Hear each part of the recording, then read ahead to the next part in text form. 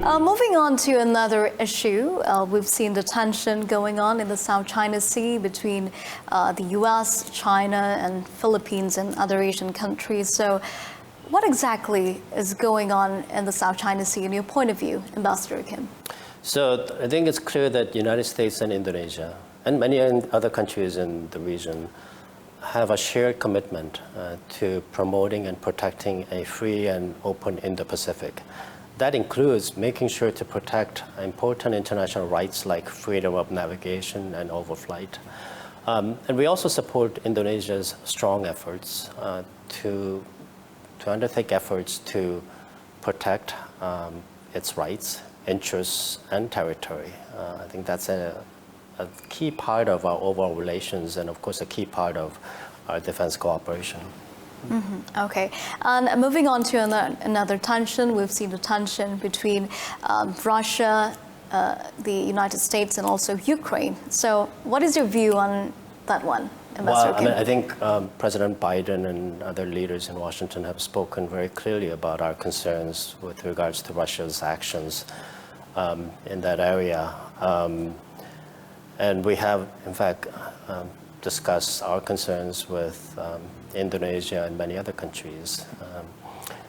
We certainly hope that Russia will refrain from doing anything that infringes on Ukraine's sovereignty. I think there is very strong consensus in the United States with its partners and friends that Russia should be refraining from such actions. Ambassador Kim, what is exactly the role of America in reducing the tension that is currently going on in the South China Sea and also between Russia and Ukraine?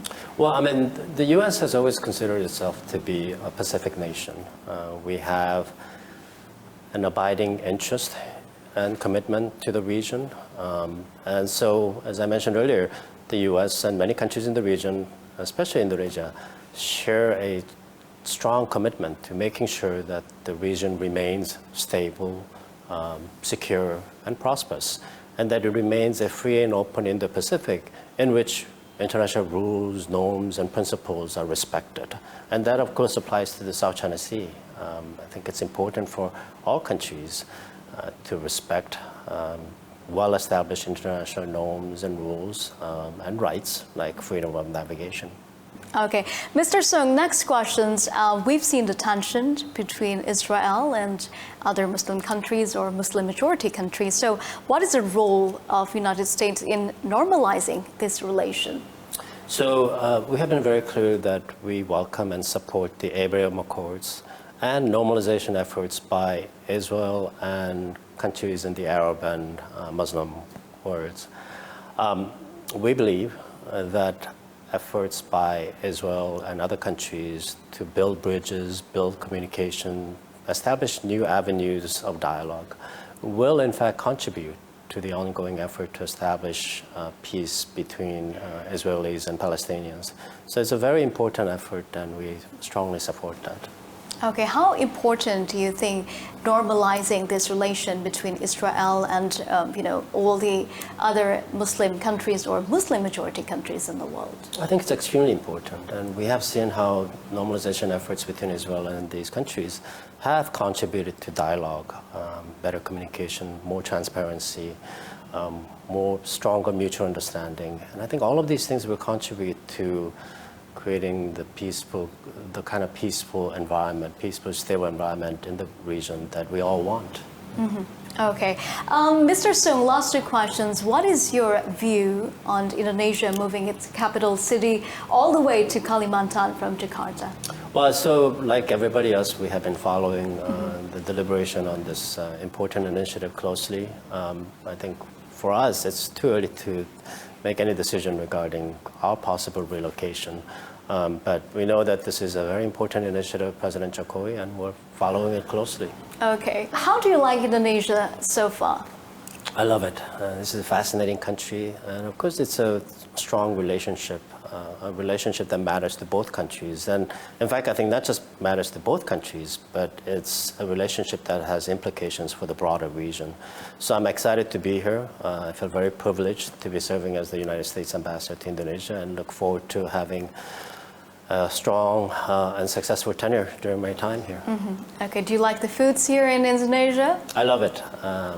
Not too spicy? No, I love spicy food, and I think it's fantastic. I've had the chance to try quite a few dishes, and I've enjoyed all of them. What is your favorite dish? Well, I don't want to be too obvious, but the really most popular dishes are my favorite dishes as well. Nasi goreng and beef rendang, all these things. I forget the names of many of the dishes that I've liked, but honestly, I've enjoyed every single Indonesian dish that I have tried so far in the little over a year that I've been here. So have you had a chance to go around Indonesia and visit all, the fantastic places in Indonesia? Not as much as I would like. I think the pandemic has made travel much more difficult, but I have, of course, been to Bali, including to attend the Bali Democracy Forum in December. I've traveled to Surabaya because we have a big consulate in Surabaya, and I've also traveled to Medan and Bogor, of course, to visit the presidential palace. I look forward to doing much more traveling during this year. Okay, very interesting discussion. Thank you very much for your time with us, Ambassador Kim. I hope you stay healthy and also stay safe. Great, thank you very much.